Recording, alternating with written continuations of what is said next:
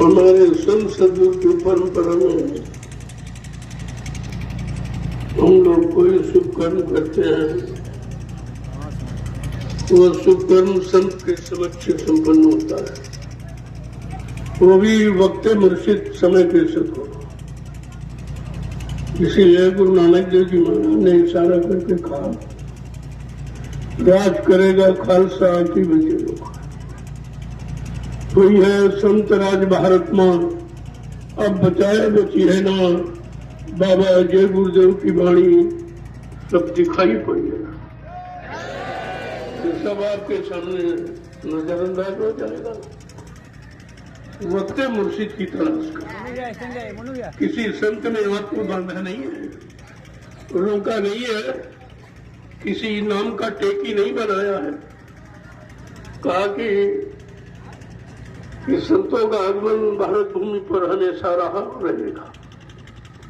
एक जाएगा, दूसरा आ जाएगा, दूसरा जाएगा, तीसरा आ जाएगा, तीसरा चलता है। लेकिन अंत में संत सदगुरु महान जो सारे संतों की वाणी को सिद्ध करने आएंगे, सब संतों की महिमा बताएंगे, सब संतों का सम्मान कराएंगे।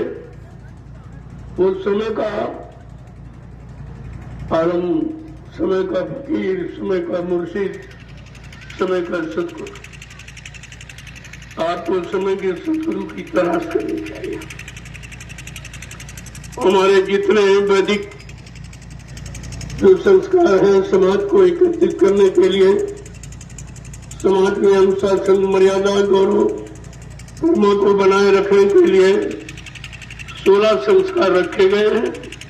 लेकिन ये कहा, सर्व संस्कारे संत समक्षे, सारे संस्कार संपन्न होंगे किसी मौजूदा संत के समक्ष, वो सिद्ध करेगा। आए चले गए, ऐसा नहीं है कि उनका कोई सम्मान नहीं होगा, उनका सम्मान होगा। उनके वचनों को याद रखो और आगे आने वाले महापुरुष के बारे में सोचते हो। नानक नाम जहाज है, बिसरे घड़ी न एक। नानक जी ने स्पष्ट कहा था, तुम किसी नाम के टेकी मत जाना, मत बन जाना। आगे समय का नाम आएगा और वो सदगुरु के द्वारा जगाया जाएगा और सारे जीवों को भवसागर से पार करने के लिए आएगा।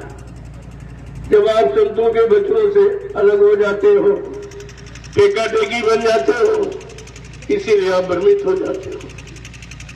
कहा कि समय का मौजूदा सदगुरु चाहिए, ये नहीं जो गुरु ग्रंथ साहब में लिखा, ये नहीं कहा तुम इसी किताब के सहारे बैठना या ये कागज की नौका तुम्हें पार कर देगी, ऐसा कहीं विधान नहीं है। आप उसको फिर से पढ़िए, साफ साफ लिखा हुआ है, नानक नाम जहाज है, बिसरा घड़ी नहीं। वो समय का जो नाम जहाज भवसागर से जीवों को पार करने के लिए समय के सदगुरु लगाएंगे, उस नाम रूपी नौका पर जो सवार हो जाएगा, वो इस भवसागर से हमेशा के लिए अपनी सूरत, अपनी जीवात्मा रूह को यानी पार कर देगा। इतना आपको टेका टेकी नहीं करना है। संतों ने आपको बांधा नहीं है, जो बंधन मुक्त कराने आया वो तुमको बांधता नहीं है, लेकिन तुम बंधनों में बंध जाते हो क्योंकि पहले से बंधे पड़े हो। आज ये जो वैवाहिक संबंध होने जा रहा है, बिल्कुल हिंदुस्तान में अनोखा है। आज ये पूरा हिंदुस्तान देख रहा है, आप नहीं सबको देख रहे हो, ये बच्चे सब यूट्यूब से सीधा प्रसारण कर रहे हैं। ये पूरा हिंदुस्तान इस वैवाहिक संबंध को देख रहा है। आदर्श विवाह, बिना दहेज की शादी, इसे आदर्श विवाह कहते हैं। आज वो आदर्श विवाह तुम्हारे सबके समक्ष हो रहा है। सरकार कहती रही, लेकिन संतों ने करके दिखा दिया। वो तो कहते हैं, भाषण करते हैं, प्रवचन करते हैं, लेकिन संत उसे करके सिद्ध करते हैं। तभी संतों की महिमा इस कलयुग में अपार है। कलयुग में संत सद्गुरु आए, किसी युग में नहीं आए। क्या करें, उन्होंने ऐसे गंदे खराब युग में आना क्यों पसंद किया? जिनका कोई सहारा नहीं रहता, जिनका कोई आधार नहीं रहता, जिनकी कोई महिमा गौरव गरिमा नहीं करता, जो मर्यादा को भूल जाते हैं, तब कलयुग में संतों का अवतार होता है और वो सारी मर्यादाओं को पुनः फिर से कायम कर देते हैं। आज ये महिमा आपके पारिवारिक समस्या को सुलझाने की, मैं तो इस जय गुरुदेव आध्यात्मिक ज्ञानाश्रम जहाँ बैठे हो, यहाँ पर प्रतिवर्ष यानी सैकड़ों शादियां होती हैं, आदर्श विवाह करके दिखाया जा रहा। सरकार केवल कहती रही, भाषण देती रही, केवल वोट नोट के चक्कर में, लेकिन संत उसे करके दिखाते हैं, क्योंकि संतों को कोई लालच नहीं है। उन्हें न दान चाहिए, न दक्षिणा चाहिए, न मान न सम्मान चाहिए, उन्हें तो जीवात्माओं का कल्याण चाहिए। इन जीवों का कल्याण कैसे होगा? प्रेमी, आज एक ऐसे वैवाहिक संबंध में आप शामिल शरीक होने जा रहे हो, तुम्हारे जीवन का एक अनोखा दृश्य है ये, इसको देखिए और समझिए। और अगर जब तक ये व्यवस्था समाज में नहीं आएगी, इस देश में सतयुग कोई ला नहीं सकता। ये सतयुग किसी के बस की बात नहीं है, वो संतों का विषय है और सदगुरुओं का विषय है, और संत सदगुरु ही यही सतयुग को लाए, बाकी यहाँ कोई नहीं ला सकता। कोई नेता, कोई लीडर, कोई आत्मा महात्मा, ये मतलब यानी बेदारी दारी बाल वाले, ये कुछ नहीं कर सकते, इनके बस का नहीं कुछ है। वो संतों की महिमा है। और तुमने संत का अपमान कर दिया, दाढ़ी बाल को संत कह दिया और सबने दाढ़ी बाल रख ली। अरे दाढ़ी बाल रखने का मतलब क्या है? मर्यादा रखो, नियम संयम रखो, कभी ब्रह्मचर्य का पालन करो, घर गृहस्थी परिवार में रहकर सबको सतमार्ग दिखाओ और सतमार्ग पर चलो और सबको सतमार्ग पर चलने की प्रेरणा दो। उसे कहते हैं संत मत। और तुम काल मत की रानी में रहते हो और संत मत का गाना गाते हो, ऐसे कुछ नहीं होगा, वो कुछ होने वाला नहीं है। मैं तो प्रमाण प्रस्तुत कर रहा हूँ कि जब तक हमारे समाज और देश की ये व्यवस्था लागू नहीं होगी, क्योंकि सबसे बड़ा रोग है और सबसे बड़ा पोह है और सबसे बड़ी बीमारी है दहेज, जिसमें प्रतिवर्ष हिंदुस्तान में लाखों लोग सुसाइड कर लेते हैं और लाखों लोग जहर खा लेते हैं, क्योंकि बेटी सयानी हो गई और उनके पास धन नहीं है या इतना डिमांड है कि अगर सारी संपत्ति बेच दे तब भी उनको दहेज पूरा नहीं कर पाते। कितनों की जानें चली गई। मैंने इस व्यवस्था को समाज के सामने लाने का मैंने संकल्प लिया है और मैं करके दिखा रहा हूँ। आज ये शादी पूरा हिंदुस्तान देख रहा है।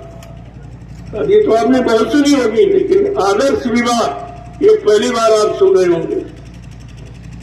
तो इसलिए मालिक के नाम को पहले मैं बोलूंगा, बाद में आप सब लोग। तो वो जय गुरुदेव नाम न मेरा नाम आपका, न किसी आदमी इंसान का नहीं है, कि वो सच्चे प्रभु का नाम। प्रभु सबसे बड़ा, परमात्मा से बड़ा प्रभु होता है। और प्रभु केवल संत सदगुरु पर लागू है, किसी पर नहीं लागू है। इसलिए पहले मैं बोलूंगा, पीछे से आप सब लोग बोलेंगे। जय गुरुदेव, जय गुरुदेव,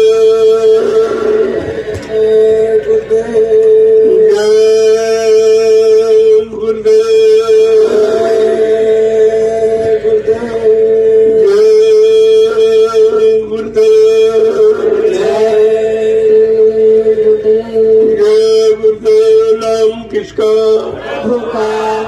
जय गुरुदेव नाम किसका? प्रभु का। जय गुरुदेव नाम किसका? प्रभु का। प्रभु का प्यारा नाम। जय गुरुदेव। उपस्थित जनमानस, आज इस आदर्श विवाह में शामिल शरीक होने के लिए आया है। आपके बड़े धन भाग है जो आज अंग्रेजी महीनों का पहला दिन। हमारे भारतीय का नहीं, भारतीय का तो क्षेत्र होगा, वैसा ये माना जाता। तो आज उसी प्रथम दिवस पर ये पाणी ग्रहण संस्कार आपके सामने संपन्न होने जा रहा है। इसको आप विधिवत देखिए, एक एक शब्द को सुनिए और शुद्ध उच्चारण जो किया जाएगा उसका नाम होता है। वैसे संतों के यहाँ इसकी कोई महिमा नहीं है, क्योंकि ये श्लोक की व्यवस्था की है।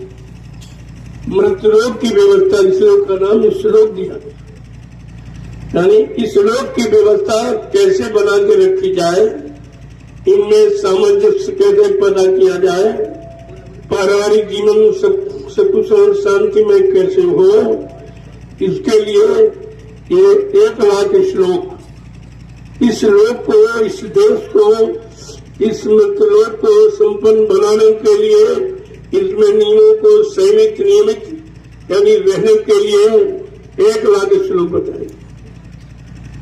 80,000 कर्मकांड और 16,000 उपासना कांड, ज्ञान कांड के मात्र 4,000 श्लोक, कुछ नहीं में। अगर इनमें आप जीवात्मा के कल्याण की बात होना तो कुछ नहीं, तो बहुत परे की, वो संतों का विषय है, ये संसारियों का विषय है। ये जो श्लोक पढ़े जाते चुने तो संसारियों का विषय है। सांसारिकता को भी उत्तम बनाने के लिए, पवित्र बनाने के लिए, सबको संगठित बनाने के लिए, समाज और परिवार सबको, इसके लिए रचना वेदव्यास की हुई है। और 1 लाख श्लोक ये ब्रह्मा जी ने लिखे थे। ब्रह्मा जी ने खुद कहा मेरा देखा नहीं है, मैं साधना में बैठा था, मुझे आवाज सुनाई दी, मैंने सुन के लिखा है, देख के नहीं लिखा। जिसने लिखा वो कह रहा मेरा देखा नहीं, ये सुनाने बाचने पढ़ने वाले गारंटी ले रहे। आज कितनी इनके श्लोक सुन के पढ़ के कितनी विधवाएं हो रही है, कितने घर उजड़ रहे हैं, यानी उसका अर्थ इनको नहीं मालूम, वो मर्यादा इनके बस की नहीं है। वो भी संतों का विषय है। जब संत अपनी परंपरा में उस व्यवस्था को ढालकर लोगों के सामने रखेंगे और उसको कायम करेंगे, तब समाज परिवार सुख शांति में रहेगा। इसलिए आज ये इसका मुहूर्त है, अब आप उससे संपन्न कीजिए। मैं कल से संदेश दूंगा और से आज से शुरुआत है, लेकिन आज ये आदर्श विवाह है, इसकी बहुत बड़ी जरूरत है। आज देश की समस्या का समाधान करने के लिए सर्वप्रथम जब तक दहेज प्रथा का अंत नहीं होगा, कोई भी पार्टी, राजनीति, कोई धार्मिक यानी देश को कुशल नहीं बना सकता, कोई नहीं बना सकता। मैं लिखे जा सकता हूं, कोई नहीं, क्योंकि बनाने की योजना कहीं है और बताने की योजना कहीं है। ये बताने वाले हैं, बनाने वाले नहीं। बनाने के लिए संतों का आगमन हुआ है और संत हमेशा बनाने के लिए आए हैं, और वो बने बनाए आते हैं, उनको यहाँ बनने की जरूरत नहीं है, वो तुमको बनाने के लिए आते और तुमको अच्छा यानी सचरित्रमान बनाना चाहते। जहाँ तुम्हारे अंदर कोई कमी आने को देखते हैं, फट से तुम्हें उस कमी से हटा देते हैं, अलग कर देते। अगर काम ज्यादा सता रहा हो तो उसे हटा देंगे, क्रोध ज्यादा सता रहा उसे हटा देंगे, लोभ मोह अहंकार ईर्ष्या राग द्वेष बढ़ रहा उसे हटा देंगे। ये काम संतों का किसी का नहीं। कोई ज्ञानी ध्यानी विज्ञानी ये काम क्रोध लोभ मोह अहंकार ईर्ष्या राग द्वेष को न कभी कंट्रोल नियंत्रण में किया है और न कभी कर सकता है। इसलिए आपको मौका मिला है, बड़े सौभाग्यशाली आप हो जो ऐसे आदर्श विवाह में आप शामिल शरीक हो रहे हो। आज धन है हमारा सिख परिवार। सिख कोई जाति नहीं, कोई धर्म नहीं है। सिख का मतलब जो सतगुरु की सीख को माने वो सिख है। वो सीख की बात है, शिक्षा की बात, तालीम की बात है, ज्ञान की बात है, यानी मतलब आज्ञा आदेश मानने की बात है, उसको सिख कहते हैं। लेकिन व्यवस्था लोगों ने बिगाड़ दिया। अब एक सिख धर्म चला दिया, एक वैष्णव धर्म चला दिया। कितने धर्म होगा? अरे तुम्हारे यहाँ तो साफ साफ लिखा आर्यावर्ते भारत, आर्यावर्ते, ये आर्यावर्त है। हम समाने हैं, हमारी एक ही जाति है, हमारा एक ही धर्म है, हमारे सबके अंदर एक ही जीवात्मा सूरत रूह है, उन जीवात्मा सूरतों का मालिक एक ही है। फिर ये तमाम तरह बखेड़े आपने कहा खड़ा कर, मैं आज उन बखेड़ों को भी अलग करना चाहता हूं। केवल एक सर्वमत संत मत ये हिंदुस्तान की धरोहर है, और जब तक ये जंगल के अंदर संत की मत की मर्यादा नहीं आएगी, तब तक परिवार, समाज और देश को कोई खुशहाल नहीं बना सकता। अब इस कार्यक्रम को आप प्रारंभ कीजिए। मेरा कहने का समय कल है। कल मैं आपको विस्तृत संत मत की परिभाषा बताऊंगा। संत का मतलब क्या? संत कोई दाढ़ी वाल नहीं है, संत कोई लाल पीला कपड़ा नहीं है। संत का मतलब जो सबके अंत में बैठा हो, काम के, क्रोध के, लोभ के, मुंह के, अहंकार, ईर्ष्या, राग, द्वेष के, जिसने इन सबको अंत कर दिया है, वो संत है। और वो तुम्हें भी सबके अंत में ले जाएगा। लेकिन आप चलना नहीं चाहते हो। अगर हमको 5 आदमी मिल जाते, 5, ध्यान से सुनिए, अगर हमको 5 आदमी मिल जाते, मैं सचिव लाके खड़ा कर देता। 5 आदमी भी नहीं, सच्चे ईमानदार, त्यागी, तपस्वी, चरित्रवान, शाकाहारी, सदाचारी, ब्रह्मचारी, अगर 5 आदमी मिल जाते तो देश में सचिव आपको देखने को मिल जाता। ये मतलब नेताओं से, ये वक्ताओं से ये सचिव नहीं आएगा। वो तो संतों की महिमा है, इसलिए कलयुग में संतों को आना पड़ा। न वो सतयुग में आए, न त्रेता में आए, न द्वापर में आए, जबकि वो अच्छा युग था। अच्छे लोग थे, अच्छी उम्र वाले थे, अच्छे खान पान करने वाले, इंद्रियों में संयम, त्याग, वैराग वाले, लेकिन संत नहीं आए थे। संतों ने आना कलयुग में पसंद किया, क्योंकि कलयुग में किसी का कोई सहारा नहीं है, किसी कोई मदद करने वाला नहीं है, किसी को कोई सही रास्ते पर खड़ा करने वाला नहीं है, बुराइयों से अलग करने वाला नहीं है। तब संतों को इस भारत भूमि पर आना पड़ा है। आज उन्हीं की महिमा है जो आपके सामने ये जय गुरुदेव नाम, ये किसी संत महात्मा का नहीं है, उस प्रभु का, उस सर्वशक्तिमान का है, जो सबका मालिक है, सबका सृजनहार है, सबका रखवाला है। उसका नाम है जय गुरुदेव। जय गुरुदेव यानी सारे गुरुओं की जय, जितने गुरु आए थे उनकी जय, जितने हैं उनकी जय, जितने भविष्य में आएंगे सबकी जय। ऐसा नाम जय गुरुदेव, जो सबकी मान्यता और सबका सम्मान और सबकी यादगार बता रहा है। लेकिन आप थोड़ा सा उलझ गए हो, नाम की महिमा को समझ नहीं पाए हो। बिना संतों के नाम की महिमा को कोई नहीं बता सकता। संत जब आएंगे तब नाम की क्यों? संत नाम के अधीन नहीं, नाम रहे संतों अधीना, और संत बिना कोई नहीं चीना। नाम संत के अधीन है, यानी संत नाम के अधीन नहीं है। और तुम तो पुराने नामों में जुट गए उधर। अरे वो नाम गलत नहीं है, वो अपने समय के सत्य है, तुम्हारे समय के सत्य नहीं है। वो आए थे और उस समय जिन जीवों ने उनकी बात को माना, उनके आदर्शों पर चले, उनका काम हो गया। लेकिन तुम्हारा काम उनसे नहीं होगा, क्योंकि वो चले गए। जो चला जाता है वो काम नहीं करेगा। महिमा तो रहेगी, शिक्षा रहेगी, सिद्धांत रहेगी, व्यवस्था रहेगी, कानून रहेगा, लेकिन जीवात्माओं का भला नहीं करेगा। ये काम वक्त मुर्शिद का। एक बात को समझने का प्रयास करिए। प्रभु ऋषि का नाम है सत्य संग। सत्य का संग, सत्य माने ईश्वर और संग माने साक्षात्कार। जिसने परमात्मा का साक्षात्कार किया हो वो तुम्हारी जीवात्मा को जगाकर परमात्मा का साक्षात्कार करा देगा। लेकिन आज परमात्मा ईश्वर भगवान की बात नहीं है, आज प्रभु की बात है। इसलिए नाम कभी नहीं आया। कोई त्याग उठा लीजिए, सज्जू का, चेता बाबर का, लेकिन ये प्रभु नाम कभी नहीं आया। ये पहली बार सृष्टि में आया है, क्योंकि अब की बार कहा कि भाव सागर भरमो नहीं, ये प्रताप हमार, और निश्चय करके मान ले तो तुरंत उतारू पार। प्रेमियों, ये संतों की महिमा है।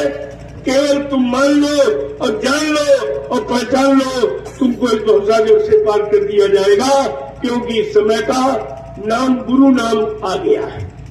उस गुरु नाम को चाहे जय गुरु कहो, चाहे जय गुरु जी कहो, चाहे गुरुवर जी कहो, चाहे सदगुरु जी कहो, वो तो तुम्हारे कहने की बात है। बाकी गुरु बीच में बैठा है, आगे जय पीछे देव लगा, वो बीच में सुशोभित है गुरु। गुरु माने गु माने अंधकार, रू माने प्रकाश, जो अंधकार से प्रकाश की तरफ, देखिए कितनी बड़ी बात। अधर्म से धर्म की तरफ, पाप से पुण्य की तरफ, और झूठ से सत्य की तरफ, दानवता से मानवता की तरफ, हम सब जीवों को जगा करके, चिता करके, ला के खा कर दे। प्रेमी ऐसी शक्ति को अपने श्लोक में गुरु कहते हैं। ये गुरु की परिभाषा है। गुरु कोई आदमी इंसान नहीं होता, लेकिन सब भ्रमित हो गए। गुरु के नाम पर सब भ्रमित।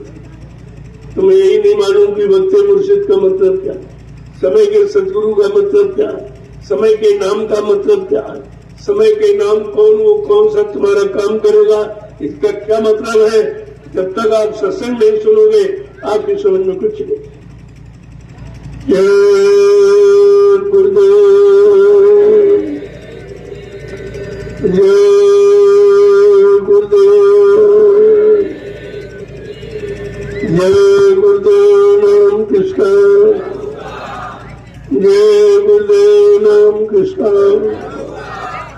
जय गुरुदेव नाम किसका, प्रभु का प्यारा नाम। जोर से बोलो, सब मिल बोलो, बोलना होगा, अभी से बोलो। दुख दर्द हरेंगे, सब कष्ट मिटेंगे, सुख शांति भी देंगे। सबके दाता, सबके मालिक, प्रेम से बोलो, ये नाम नहीं इंसान का, ये काम नहीं इंसान का। आज जिस सुमुहूर्त कार्य में आज शामिल शरीक होने जा रहे हो, ये भी इंसानों की बस की बात नहीं, तो संतों की नहीं। संत कोई इंसान नहीं होते, अपनी इच्छा से आते हैं और अपनी इच्छा से काम करके जाते हैं। न उनको कोई उधर से भेजता है, न यहाँ से जबरदस्ती कोई भेज सकता है, न कोई उनको मार सकता है, न उनको कोई लूट सकता है। वो अपनी इच्छा के मालिक है। जब जैसा चाहेंगे तब तैसी स्थिति बना के रख देंगे। जो संपूर्ण जीवों का बाहर उठाने आया है, उसे तो मुसीबत में रहना ही पड़ेगा। तो कहते हैं साधु से हो न कारज हानि। साधु संत महात्माओं से किसी के काम की हानि नहीं होती है। जो हानि होने जा रही है उससे आपको बचाना चाहते हैं, ये उनकी मर्यादा। अब ये मुहूर्त हो गया है, अब आप लोग किसी भी बात में प्रारंभ करें। जय गुरुदेव, गुरुदेव,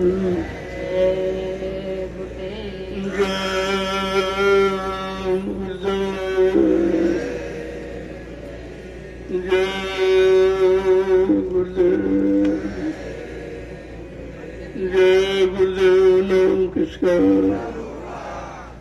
जय गुरुदेव नाम किसका, प्रभु का प्यारा नाम। प्रेमियों, आज ये आदर्श हुआ जो हमारे संत मत की आधारशिला है, आज आपके समानी संपन्न हो गया। इसी तरह से समाज को, परिवार को, जातियों को अगर सक्सेस बनाना है, शांति प्रिय बनाना है, तो आपको ये संत मत की मर्यादा स्वीकार करनी पड़ेगी। मगर इसका कुछ होने वाला नहीं है। ये तो लोक मत की बात जो आपको सुना दी गई, लेकिन आप लोक मत में नहीं है, आप सतलोक कामी है। आपको अपनी जीवात्मा को सतलोक पहुंचाना है। इसलिए सदगुरु से अरज यही करनी है, टिकटिया काट दो सदगुरु, हमें सद्धाम जाना है। यहां नहीं रहना है, सद्धाम जाना है। इसलिए इस परंपरा को धीरे धीरे समाप्त करते हुए सारी जीवात्मा सतलोक सचखंड पहुंचे। हमें आपको सच्चे सदगुरु की तलाश करके अपनी जीवात्मा के कल्याण का रास्ता निकालना है। आपको ये सब समझना है। इसलिए थोड़ा सा आपके सामने जो वेद मत की परंपरा है, जो संसार की परंपरा है, संसार में रहने वाले जीवों की परंपरा है, लेकिन संत मत के प्रेमी संसार की परंपरा में नहीं रहना चाहते हैं, वो सतलोक की परंपरा में जाना चाहते हैं। क्योंकि हमारी आपकी जीवात्मा सुरतलोक सतलोक के रहने वाली, और सतलोक से संसद गुरु आते हैं, वही ले जा सकते हैं, उन्हीं का ये काम है। इसलिए ये थोड़ा सा नजारा आपके सामने रख दिया गया कि मतलब ये है लोकमत, और हमें आपकी जीवात्मा सतलोक है। हम सतलोक जाने की तैयारी करें। इस लोकमत में मतलोक में रहने की तैयारी नहीं करनी है, यहां से निकलने की तैयारी करनी है। ऐसे समृद्ध सदगुरु की तलाश करो जो निकला हुआ खड़ा हो, अपनी जीवात्मा को जगाकर परमात्मा से मिला चुका हो, और दरबार का दरबानी रोज आने जाने वाला हो। ऐसा समय अगर सदगुरु मिल जाएगा, वो तुम्हारी जीवात्मा को जगाकर घर पहुंचा देगा। तब ये मानव जीवन का असली खेल खत्म हो जाएगा। काम तो ये करना चाहिए। मैंने थोड़ा सा समय आपके सामने रख दिया। वैसे ये संत मत की परंपरा में कुछ नहीं है, वहां केवल सदगुरु के सिवा कुछ नहीं। वही सबके कर्ता धर्ता है, वही सबके मालिक है। सारी सूरतों रूहों जीवों के वही परम पिता है, और वही ले जा सकते हैं। बाकी काम किसी के बस का नहीं है। आपको इस परंपरा से छुटकारा दिलाने के लिए मैंने थोड़ा सा जिक्र आपके सामने करा दिया। वैसे इसमें आपको नहीं घुसना है, निकलना है। धीरे धीरे किस तरह से निकलेंगे, परिवार समाज की परंपरा नीतियों को, रीतियों को, यानी मर्यादाओं को पालन करते हुए हमें किस तरह अपना मानव जीवन शांति सुख में बनाना है, अपनी जीवात्मा का कल्याण सदगुरु के चरणों में जाकर करना है, और जीवात्मा को जगाकर मालिक से मिलाना है। ये हमारा सबका एकमात्र मानव जीवन का लक्ष्य आधार है। इसके सिवा कोई आधार नहीं। जय गुरुदेव। ये 3 दिवसीय कार्यक्रम 9 वर्ष की शुभकामनाओं के साथ ये 3 दिवसीय कार्यक्रम रखा गया। आज ये पहला दिन है, इसमें एक आदर्श विवाह है। कल से मैं सत्संग प्रारंभ करूंगा। आपको पूरा कार्यक्रम करके ही लाभ लेके जाना चाहिए। लोगों जल्दी काम शैतान का, धीरज काम रहमान का। शैतानियत करोगे तो चले जाओ, तो तुम्हारी इच्छा बनने पर। मैंने 3 दिन का कार्यक्रम क्यों रखा है? इसमें आपको दया मिल जाए, आप दया को संभाल के रख सको। इतने आप चुस्त होशियार नहीं हो कि आप दया को ऐसा संभाल लो। सदगुरु तो दया कितनी कठिन होती है, कितनी भारी होती है। वो जीव के बस की बात नहीं कि उसको संभाल ले। बिना उनकी दया के तुम संभाल भी नहीं सकते हो। इसलिए मैंने 3 दिवसीय कार्यक्रम रखा है, और कल दूसरे दिन पर जा सकते हैं। लेकिन आज ही एकदम भागने की तैयारी, ये जल्दबाजी का काम संत मत में नहीं होता। धीरे धीरे धीरे धीरे धीरे जैसे फंसे हो ऐसे धीरे धीरे निकलने का प्रयास करो। और तुम यहाँ फंस के आए फिर फंसने के लिए दौड़ रहे हो, जल्दी जाए जल्दी, अरे वहीं से चल के यहाँ आए हो और फिर वहीं जा रहे हो तो वह क्या हो जाएगा। अभी तक इतने दिन रहे कुछ कर लिया, अब क्या कर लोगे? बात को तो समझते नहीं हो, इसलिए समझने का प्रयास करो। काम कलयुग में आसान है, लेकिन आसानी से जब समझ लोगे तब ऐसा चलो। अब देखो एक और हमारी पुरानी परंपरा राजाओं महाराजों की है, वो जयमाला जयमाला, जिसकी जय काल से जय। जब दयाल की शरण में जाओगे तो काल से जय हो जाएगी, तब जयमाला शुद्ध मानी जाती है। ये तो स्वभाव पर सिखाया पढ़ाया जा रहा धीरे धीरे, कैसे कैसे हमें आपको इन लोकाचार की रीतियों से अलग होना है और सतलोक की रीतियों में अपनी जीवात्मा को जमा कर घर पहुंचाना है। हमारा सब पासुरी करनी है। जय गुरुदेव। मेरा स्वास्थ्य बंद करा, लेकिन यह शादी का अनुष्ठान था तो मुझे जाना पड़ा। मैं पहली बार शादी में शामिल हुआ, वो पूरी शादी मेरे देख रेख में हुई है, ये पहली बार है। सुनता रहता हूँ, लेकिन शामिल होना जरूरी ये था कि तुम इस लोकाचारी में फंसे रहोगे तो संत मत को समझोगे कब? संतों की शरण में कब आओगे, कब जाओगे, कब अपना कल्याण करोगे? क्या इसी में फंसे रह कर? नहीं, इससे अलग होना। अलग जब ये हो पाओगे जब तुम समझ जाओगे। बिना समझे तो कोई अलग हो ही नहीं पाया। और समझने की सीख सत्संग, सत्य का संग जब मिलेगा तब सत्य की जानकारी होगी। जब सत्य जान जाओगे झूठ अपने आप खत्म हो जाएगा, पाखंड अपने आप छूट जाएगा, संतों की शरण में चले जाओगे, आपकी जीवात्मा का कल्याण हो जाएगा। जय गुरुदेव। जब समय से, इसलिए मैंने कहा कि समय से भोजन कराओ, ये नहीं रात खराब करनी। वो दान दक्षिणे वाले रात खराब क्या करते हैं, क्योंकि अगर टाइम नहीं लगे तो तुम पैसा नहीं दोगे। यहाँ तो ऐसा कुछ है नहीं, यहाँ लेना नहीं देना है, सबको देना है, सबको तुम्हारी झोली में डालना है। ये लेने वाला दरबार नहीं है, ये देने वाला दरबार है। वो भी दया देने वाला, जो कहीं नहीं आपको मिलेगी। दुनिया में किसी देश में चले जाओ, किसी मजहब में चले जाओ, दया आपको कोई नहीं दे सकता। यही बात आपको समझी गई। अगर दया लेनी है तो सदगुरु के दरबार में आना पड़ेगा, इसके अलावा दया कहीं बटती नहीं है। जय गुरुदेव।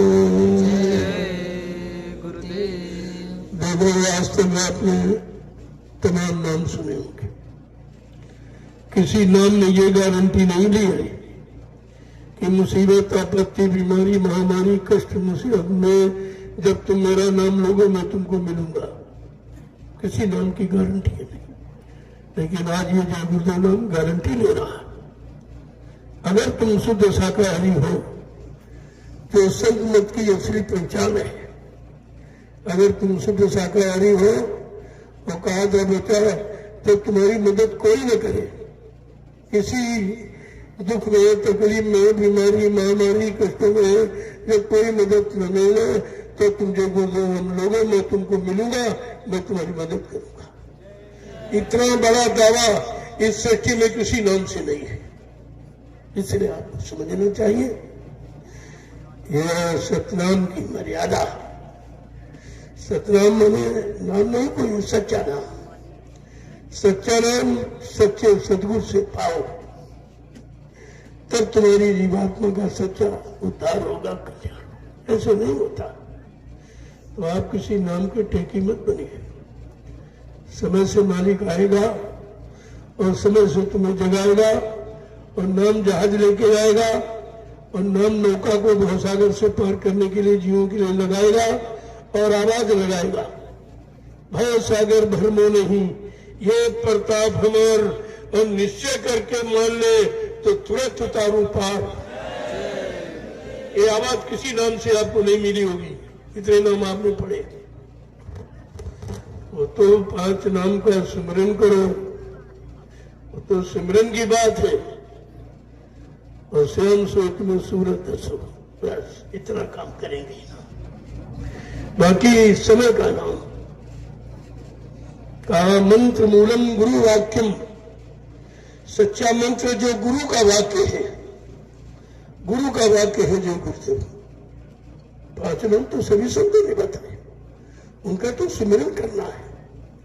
इनसे क्या होगा, तुम्हारी जीवात्मा को एक रास्ता मिलेगा। ये 5 मुकामी सुनने हैं, ये 5 मंजिलें हैं, इसमें आंखें मंजिल सतराम है। इसके ऊपर तुम्हारा धाम है, यही तक नहीं, यहां से संत आते हैं, सतलोक से संत आते हैं और अलग लोक से कहते सतगुरु आते हैं, और नामी धाम से परम संत सतगुरु आते हैं, जो आज जय गुरु नाम लेके आए हैं। ये परम है। गोस्वामी महाराज ने रामचरितमानस में उत्तरकांड में एक इशारा किया है कि वो संत थे, पहुंचे हुए संत थे। उन्होंने साफ साफ शब्द में कहा, एक अनीय नामा अज सत्यानंद प्रभु धामा। एक ही अनामी धाम है, वहां एक अनामी महाप्रभु है। जब अनामी महाप्रभु मानव चोला धारण करके मृत्यु मंडल पर आएगा, प्रभु नाम जगाएगा, प्रभु नाम को सिद्ध करेगा, प्रभु नाम का प्रचार कराएगा, प्रभु नाम से जीवात्मा को जगाएगा, और प्रभु नाम का बेड़ा भवसागर में लगाकर इन जीवात्माओं को प्रभु धाम पहुंचाएगा। तब प्रेमियों जीवात्माओं का आवागमन समाप्त हो जाएगा। ऐसे नहीं समाप्त होता, सतलोक तक आवागमन है। सतलोक की महिमा इसलिए कि संत आए, लेकिन आज कलयुग में परम संत आए, अनामी महाप्रभु आए हैं, प्रभु नाम लेके आए हैं। तुम्हें कहीं खोजना भी नहीं है, कोई तलाश भी नहीं करना, केवल आपको अंदर से लेना है, कुछ नहीं करना, केवल लेना है। वो भी सच्चे काम क्रोध लोभ मोह अहंकार को तिला मिट्टी देकर जब पाक साफ शुद्ध होकर के आप लोगे तो ये नाम तुम्हारा काम करेगा। यही तो हमें आपको समझना है, यही सीखना है। इसी सीख को जानने वाला सच्चा सिख कहलाता है। वो सीख है जो सच्चे सदगुरु की सीख को मानता है, जानता है, उन्हें पहचानता है। बात तो समझने की है। कल मैं इस बारे में आपको पूर्ण विस्तृत सत्संग दूंगा, जो आपने शायद कभी सुना नहीं होगा। कल बस पर यही सुख करना है कि आप सच्चे समय के नाम को लेकर अपनी जीवात्मा को घर पहुंचा लो, तो तुम्हारा मानव जीवन सार्थक हो जाएगा। संत महात्मा कभी बहकाते भरमाते नहीं है, वो कुछ लेने नहीं आए हैं, बल्कि सब तरफ से तुम्हारी मदद करने आए हैं, तुमको निकालने आए हैं, तुमको मालिक से मिलाने आए हैं और घर पहुंचाने आए हैं। जय गुरुदेव। अब आगे के रस्म आज उसको पूरा करो और टाइम से उनको भोजन करो। तो भोजन का एक समय होता है, तो उस समय तुम बर्बाद करते रहते दर्द, उससे कोई मतलब नहीं निकलेगा। सिर्फ केवल आपको गुरबाणी, कलयुग में गुरबाणी का महत्व है, और गुरबाणी नहीं बल्कि सदगुरबाणी का महत्व है। बस आपको सदगुरबाणी मिल जाए, सब कुछ मिल गया। फिर आपको तलाश नहीं करना, सच्चे समय के सदगुरु की तलाश करना है, और उनकी अखंड वाणी, अमृतवाणी और सत्यवाणी को आपको सुनने का रास्ता ढूंढना है, और वो तुम्हारे इसी मनुष्य मंदिर से होगा, कई बार नहीं। न मंदिर, न मस्जिद, न गिरजाघर, न गुरुद्वारा। साफ साफ लिखा गुरु द्वारा, गुरु के द्वारा मिलेगी। और तुमने गुरुद्वारा को ईंट पत्थर का मकान समझ लिया, ये तुम्हारे लिए धोखा हो गया। ये गुरुद्वारा नहीं है, गुरु के द्वारा तुमको जो बताया जाए, गुरु के द्वारा मिलेगा, गुरु के द्वारा रास्ता मिलेगा, गुरु के द्वारा समय का नाम मिलेगा, और गुरु के द्वारा तुम्हारी जीवात्मा का समय से काम होगा, वो तो गुरु के द्वारा होगा। और तुमने वो ईंट पत्थर का बना लिया, उसी में अल्लाह मचा रहे, होता कुछ नहीं। किसी को गाड़ी सुनाई दी है? कोई सिख बता दे गुरबाणी तुमको सुनाने की, तुम गुरबाणी सुनाते हो पढ़ पढ़ के बाज के। अरे तुम अपनी जीवात्मा को सुनाओ जो ऊपर से अखंडवाणी, देववाणी, अमृतवाणी, सतवाणी जो आ रही उसको तुम्हारी जीवात्मा अपने दिव्य काल से सुनेगी, तब उसका कल्याण होगा। ये तुम हल्ला मचाने से तुम्हारी जीवात्मा नहीं जागेगी। तुम्हें नहीं कुछ कहना न बोलना, कुत्ता रे जुआ पर कहना। कहा जिसने गुरु की मानी, गुरु की मानी उसका काम हो गया। तुम गुरु की तो मानते हो ना, अपनी मनवाने की चक्कर में रहते हो। हमारी मान ले, तुम्हारी क्या मान ले, तुमने क्या माना है, क्या जाना है, क्या पहचाना, किसको देखा है? तुम तो कुछ किया ही नहीं, तुम्हारी मान क्या लीजिए। यही सब यानी भ्रामक प्रचार करके जीवों को बिल्कुल एकदम मतलब अंधकार में डाल दिया। अब कोई निकालने वाला तो है नहीं। मैंने एक शब्द आपसे कहा था भाई, अगर 5 जीव मिल जाते, फिर कह रहा हूं 5, सच्चे ईमानदार त्यागी तपस्वी चरित्रमान शाकाहारी सदाचारी ब्रह्मचारी, अगर गुरबाणी को जानने वाले, गुरबाणी को पहचानने वाले, गुरु वचनों में अपने आप को चलाने वाले अगर ऐसे मिल जाए तो सचिव तुम्हारे सामने आके खड़ा हो जाता। सचिव को आने में देर नहीं है, हमारे आप के सुधरने में देर है। तुम सुधर जाओ, कल आ जाएगा। लेकिन सुधरना तुम्हारे बस की बात नहीं, क्योंकि यहाँ कोई सुधारने वाला नहीं। यहाँ सब फंसाने वाले, भटकाने वाले, बहकाने वाले हैं, अपना यानी उल्लू सीधा करने वाले हैं, और तुमको कोई सीधा सच्चा रास्ता बताने वाला ही नहीं। तो तुम्हारा काम कैसे? इसीलिए कहा कि सच्चे सदगुरु की तलाश करो, मिल जाएंगे। मिल जाएंगे, वो आए हैं, वो तुम्हारी जीवात्मा के कल्याण के लिए ही आए। वो कोई अपना लाभ लेने तुमसे नहीं आए, वो जीवात्मा कल्याण करने। जय गुरुदेव। और आपके लिए अपना रस्म जो आगे कर रहेगा उसको भी पूरा करो, और समय से उनको भोजन कराइए। भंडारी का महाप्रसाद जो बना वो खराब ना होने पाए, वो समय से कराइए आप उनको।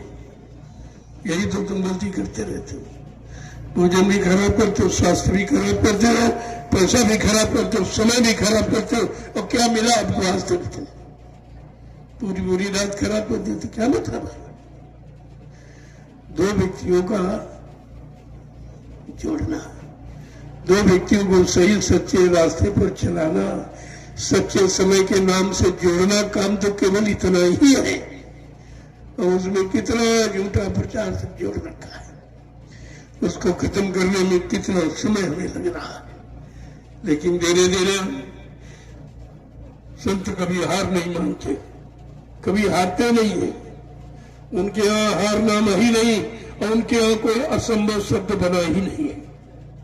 लेकिन तुम्हारे सुधरने में देर है। जय गुरुदेव। मेरा स्वस्थ बहुत खराब, विक्रांतपुर से अस्पताल से आया था, केवल इस पाणिग्रहण संस्कार के लिए आया था। कि शादी को मैंने वचन दिया था कि मैं मौजूद रहूंगा, मैं अपनी मौजूदगी देखरेख में आदर्श विवाह संपन्न करूंगा। वो आप वचन हो गया है, इसकी मर्यादा देखिए आप, कितनी हंसी खुशी से, कोई किसी पर कोई टेंशन नहीं, कोई किसी को कर्जा लेने की जरूरत नहीं है, घर मकान जमीन गिरवी रखकर शादी करने की आवश्यकता नहीं है। संत मत कभी नहीं कहता है। लेकिन जब संत मत की मर्यादा से दूर चले जाते हो और संसार में फंसे चलो गए, तो फंसने का रास्ता है, और सब फंसाने के लिए बैठे हैं। एक निकलने का रास्ता है, वहां आप आते नहीं हो। आज नहीं तो कल कब तक मार खाओगे, अंत में तुम्हें घूम के आना ही पड़ेगा। ये ऐसा रास्ता ही है, मैं तो इंतजार कर रहा हूं। जय गुरुदेव। ये जय मारा तुमको पूरा करा दो। असली बात ये है, एक दूसरे के गले में बरमाला डालकर एक दूसरे को स्वीकार करना। उनको स्वीकार करने की पद्धति है बहुत पुरानी। जब स्वयंवर होते थे तब जयमाला डाली जाती थी। ये तो कोई परमात्मा नहीं है, वो पुरानी। तो इसलिए इसे अपने संत मत के आधार पर बंद कर लीजिए। लोगों कितने पगड़ी वाले हैं बैठे, हमें भी पगड़ी बांधने वैसे नहीं है। पगड़ी हमारी मर्यादा है, पगड़ी हमारी शान है, और पगड़ी हमारी इज्जत है, और पगड़ी हमारी ईमानदारी का चिन्ह है इसे। लेकिन इसको बांधकर आप कोई गंदा खान मत करें, न सजा पा जाओगे आप। ये 5 अस्त्र आपको दिए गए थे, इन अस्त्रों के बीच आपको सुसज्जित रहना है। कच्छे के से कृपाण खंडी है, जो 5 अस्त्र आपको दिए गए थे। आज भी 5 है, आज भी है, ऐसा नहीं है, आज भी है। पगड़ी है, रैनी लुकी है, लंगोटी है, तदरी है, एक झोला है। आज भी 5 है, ऐसा नहीं है। मर्यादा कहीं इधर दूर नहीं हुई है, लेकिन तुम मर्यादा को भूल गए। पगड़ी बांध कर ये शोभा नहीं देता है। ये तपस्वियों की वेशभूषा है, दाढ़ी बाल पगड़ी, इसकी मर्यादा रखिए। मैं बार बार कहता हूं, आपको कोई ऐसा काम, कोई ऐसा गंदा खान पान नहीं करना जो सतगुरु की मर्यादा में कोई दबा लगे। अगर कलंकित हो गई मर्यादा तो सजा तुमको उठानी पड़ेगी।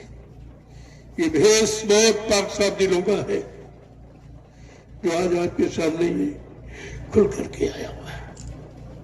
मैं स्वयं पालन करता हूं और पालन करने की बात करता हूं। मैंने 4 रास्ते खोले नवीन, जो हिंदुस्तान का विश्व में किसी ने नहीं खोले। पहला रास्ता कि आप शाकाहारी नहीं, ये पहला रास्ता। दूसरा रास्ता कि आप भारतीय हो तो भारतीय मर्यादा में रहो, भारतीय मर्यादा, भारतीय वेशभूषा आपकी क्या है? कुर्ता है, धोती है, कमीज है, पैजामा है, सदरी है, टोपी है, पगड़ी है, लंगोटी है, ये भारतीय वेशभूषा। इसको आप बरकरार रखिए। इस सदगुरु की दी हुई वेशभूषा को बदनाम मत करिए, नहीं आप सजा पाओगे। बाद में आपसे शिकायत मत करना, मैं पहले इशारे दिए देता हूं। और आज भी वही है, ये टाट बक्कल है बाना फकीरी, वक्त मुर्शिद पिनाए हुए है। ये वक्त के मुर्शिद की आवाज है कि परिवर्तन इस तपस्वी भेष के द्वारा होगा। ये भी तपस्वी भेष था जो आपको पहना के, लेकिन आपने बिगाड़ दिया। ऊपर तो तपस्वी भेष, नीचे पैंट शर्ट पहने, अंग्रेजों की पोशाक। ये मिलावट जो आपने की है, ये गलत थी, ये शोभा नहीं देता। संतों की पोशाक देखिए आप, जो असली संत हुए हैं, गुरु नानक देव जी महाराज, जो 10 गुरु आपके माने जाते, 10 गुरुओं की पहले वेशभूषा देखी, उनकी शिक्षा देखी, उनका खान पान कैसा था, उनकी बोलचाल की भाषा कैसी थी, उन्होंने समाज को क्या रास्ता दिया, देश दुनिया के को अच्छे रास्ते पर कैसे लाके खड़ा किया, उनको पढ़िए आप, तो आपकी समझ में आ जाएगा। लेकिन वो तो आप कुछ करते हो नहीं, मनमानी करते हो। जब मनमानी करोगे तो मनमानी तो सजा पाएंगे आप। उसके लिए आप तैयार हो जाइए। कलयुग किसी को छोड़ेगा नहीं है, ये नहीं छोड़ेगा किसी को। मैंने ये शब्द 15 सितंबर 2023 को मैंने घोषणा की थी पूरे विश्व के लिए और खासकर हिंदुस्तान के लिए। अगर आप सच्चे भारतवर्षी हैं तो अपनी एक पहचान बनाइए। पहचान क्या होती है? असली वेशभूषा, यानी भारतीयों की पहचान क्या है? कुर्ता, धोती, कमीज, पैजामा, सदरी, टोपी, पगड़ी, लंगोटी, ये पहचान है। और हिंदुस्तान की असली पहचान हमारी भाषा हिंदी है, संस्कृत है। संतों की भाषा हिंदी ही है। उसे अपने अपने समय के संतों ने अपनी अपनी मुंहचड़ी भाषा का प्रयोग किया है, लेकिन असली हिंदी ही है। उसका हिंदी रूपांतर करिए, तब आपको पूरी समझ में आ जाएगा क्या है। तो मैंने कहा अगर आप सच्चे हिंदुस्तानी हो तो अपनी मातृभाषा हिंदी है, संस्कृत वाणी है, तो बाकी सब मतलब सहयोगी भाषाएं आप प्रयोग करते हो, लेकिन मुख्य भाषा तो हिंदी और संस्कृत है। आज ये वेद मंत्र सब संस्कृत में बने, किसी भाषा में नहीं थे। आप नहीं कोई अंग्रेजी में वेद मंत्र नहीं, कम से कम ये भी तो देखते हो आप, जो तुम्हारा वैवाहिक संबंध जहां से गांठ जुड़ती है और जहां से जीवन की श्रृंखला शुरू होती है, पाणिग्रहण संस्कार, वो देवारी में है, वो संस्कृत में आता है। बाद में उसका हिंदू रूपांतर करके समझा दिया जाता है। नई भाषाओं का प्रयोग मिलेगा हिंदी और संस्कृत का। तो यह सब पर इसका विचार करो। मैं कोई ऐसी बात कहता नहीं जो किसी के धर्म के खिलाफ हो। धर्म तो एक ही हमारा आपका, वो है मानव धर्म। हम मानव है, मानव के नाते हमारा मानव धर्म है, और मानव के नाते हमारे एक मानव जाति है। इन मानव जातियों में एक ही जीवात्मा है, उन जीवात्माओं का एक ही मालिक है, दूसरा नहीं। फिर आप ये दुनिया देह भर का बखेड़ा कहां से खड़ा किया? यही तुम्हारे दुख का कारण है। तुम्ही ने बनाया, तुम ही दुखी हो, तुम ही परेशान हो, तुम ही लड़ते झगड़ते हो। तो धीरे धीरे अब तो धीरे समझ रहे लोग, समझने लगे हैं। जब से मैंने 15 सितंबर 2023 को ये घोषणा की थी भारतवासियों के लिए, 15 सितंबर 2024 में अभी घोषणा की थी भारतीय नारी सभ्यता में। देखो जितनी देवियों की फोटो आप देखते हो, कोई देवी सूट में मिलेगी आपको? कोई है जिसकी पूजा करते हो? वही से नहीं समझ पाए। तुम्हारी देवी, तुम्हारा देवता, तुम्हारे देवता है भगवान कृष्ण, सब धोती में बची में, सब कोई पैंट शर्ट में नहीं है, और कोई भी देवी सूट में नहीं। जब से सूट पहना इज्जत लूट गई, सूट से इज्जत लूट गई। इसलिए मैंने 15 सितंबर 2024 को नवीनतम घोषणा की है, और आगे यह घोषणाएं सबको स्वीकार करनी पड़ेगी, ताकि आप ये न कह सको कोई कहने वाला नहीं था। हिंदुस्तान में कोई कहने वाला नहीं था।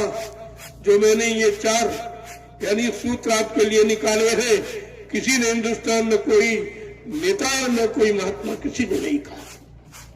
ऐसा मालूम कैसे इसको इसकी जरूरत ही नहीं, या उनको इसकी बात मालूम नहीं है, बात ही नहीं। सारी बीच नारी नारी ये सारी है, ये महिमा है। अगर सूट में द्रौपदी होती थी चल डूब जाती, साड़ी में थी इसलिए भगवान ने उसकी रक्षा की। साड़ी वाले की रक्षा भगवान करता है, इसलिए मैंने साड़ी के चलन के लिए जोड़ दिया। और नहीं तो कल आपको जाना पड़ेगा।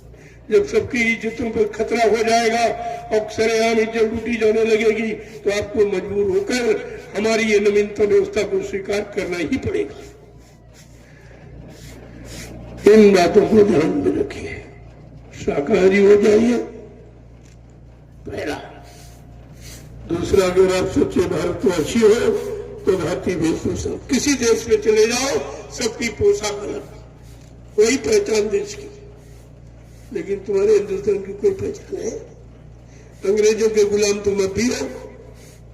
अंग्रेज तो भाग गए, लेकिन उन्होंने अपनी छाप छोड़ दी है, जिसके गुलाम आज भी हो। ये पैंट शर्ट टाई पतलून ये अंग्रेजों की पोशाक तुम्हारी नहीं है। तुम आप भी उनकी गुलामी को स्वीकार किए बैठे हो, इसीलिए आज समाज पर बात दुखी है। अच्छी सच्ची सही बात न मानने पर वो दुख का कारण ही बन जाती है। मैंने मना किया, नहीं मानोगे तो आप भी परेशान हो जाओ। आपके लिए कोई इस पर छूट नहीं है। छूट जब है जब तुम नियम का पालन करो। जो समय से वचन आपके लिए दे जाए उसका पालन करिए। मैं स्वयं करता हूं और आपसे बात करने की प्रार्थना करता हूं, तो आपको ध्यान देना चाहिए।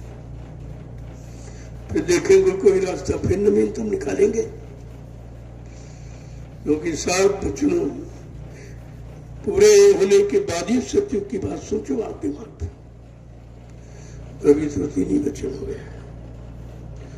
जय गुरुदेव। यही 7 प्रतिज्ञा है, चाहे वो विवाह संबंध में देख लो, चाहे वैसे आप समझ लो, 7 प्रतिज्ञा आपको करनी है। इन्हीं प्रतिज्ञाओं के अंतर्गत अपने जीवन निकालना है। अगर जीवन का असली आनंद आपको प्राप्त करना है तो अब आप चलिए। विस्तृत ये दृष्टांत है, इसको कहां तक कहूं मैं।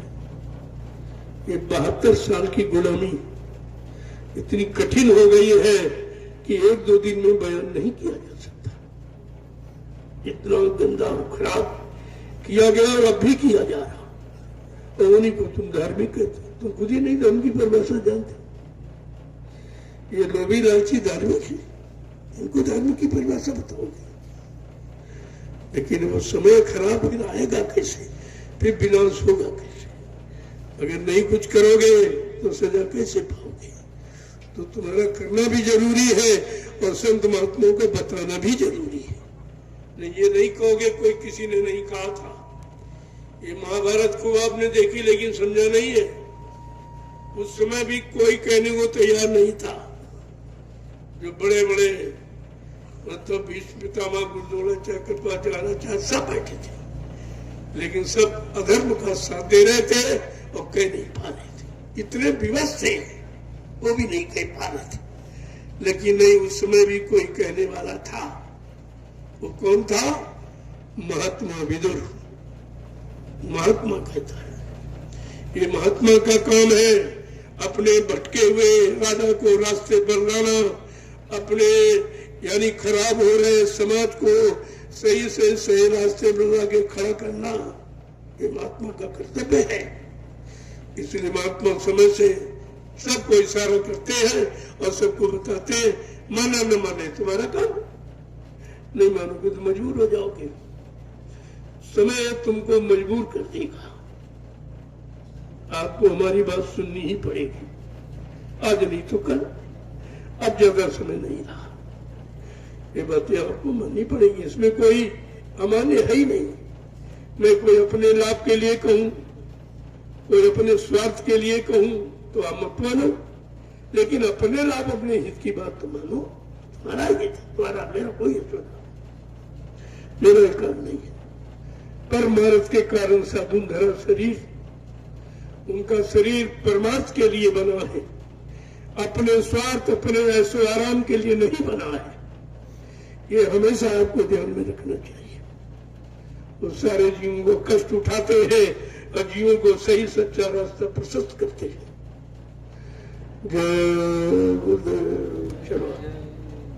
चलो समय बहुत हो जाएगा कि 72 साल का इतना दुख है, उसे कैसे बयान करते थोड़े समय। मैं पूरे हिंदुस्तान में घूम घूम कर ये संदेश देता रहा। जो भेददारी बात रखने वाले महात्माओं ने अगर मेरा साथ दिया गया होता तो सतयुग कब का आ गया होता। वो भी नहीं, वो भी सब बिके हुए, सब बिके हुए।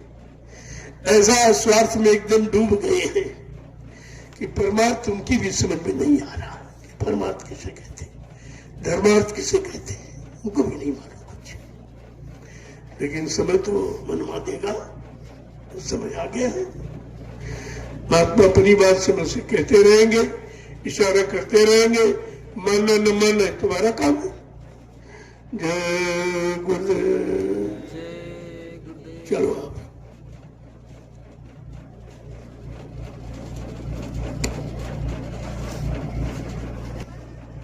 कोई काम अपनी इच्छा से मत सोचो, जैसे दिया जाए वैसे ले लो। जब किसी से कुछ लेना होता है तो उसकी मर्जी के अनुसार, अपनी मर्जी से आप उन्हें नुकसान कर बैठोगे। इसलिए आज तो समय आदर्श विवाह का, कल सत्संग दर्शन कल होगा। एक सत्संग कम से कम एक सत्संग सुन के तो जाओ, किराया भाड़ा खर्च करके आए हो, ये दिन रोज नहीं मिलेगा। इतने लोग बैठे हो, तमाम इस दिन के लिए शरीर छोड़ के चले जाएंगे, बहुत लोग चले जाएंगे, उनको ये 25 का नववर्ष नहीं मिल पाएगा। इसलिए जो समय लेके आए हो, कुछ लेके जाओ, यही तुम्हारे काम आएगा। अंतिम श्वास तक ये काम आएगा, बाकी जो तुमने इकट्ठा किया वो यही छूट जाएगा, वो तुम्हारे काम आने वाला नहीं है। ये काम जय गुरुदेव।